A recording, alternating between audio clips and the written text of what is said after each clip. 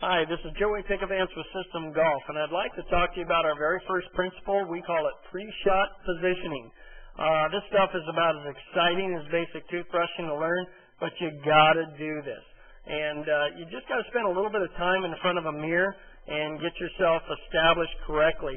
You want to believe what you see in a mirror, or better yet, believe what you see in the video, and then learn to do it repetitively so that it becomes comfortable, and then it will become consistent in your positioning.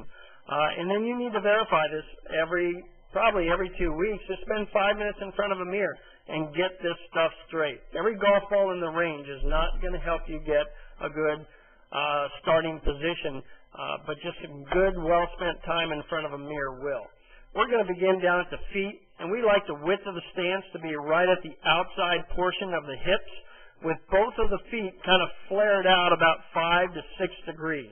If you want your left foot flared out a little bit more than that, we have no problem with that. We want the ball position to be just forward of the center position to where it goes right up through the left eye or left ear. That way it keeps your center good and keeps your relationship to the ball centered. In other words, you're not over tilted behind the ball. You're not forward of the ball trying to back up into the ball to get leverage and impact. And this would be a good starting position for you.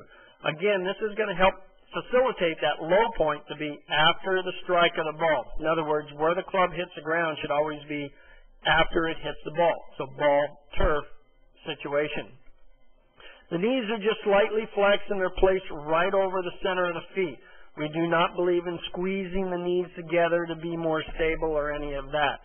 And then we just want to place the upper torso directly over the hips. Your right shoulder is always going to be a little bit lower than the left, simply because your right hand is further down the shaft than the left. So there's always going to be that little tilt of the shoulders. Unless your right arm is longer than the left, I'd say it'd be very difficult to create level shoulders. As you look at the picture on the right, you're going to see that the knees are just slightly flexed. We don't like to overbend at the knees, or we never tell our students to sit down. That usually creates an abundance or an overbending of the knees, and it puts too much weight on the heels of the feet, and that puts you in an unathletic position. You can kind of see by the shaft and stick. I like, if you check yourself, just put a piece of tape on your mirror. It should go right through the laces of your shoe, right through the kneecaps, and right through the back of your shoulders here, and that would be a good starting position for you in your setup.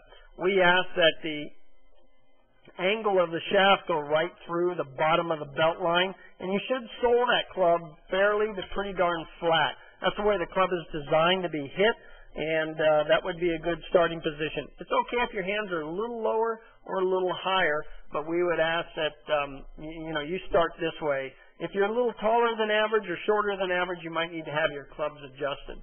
We also ask, as you can refer back to the picture on the left, that the hands be just forward of the ball, and this would be a good standard neutral position.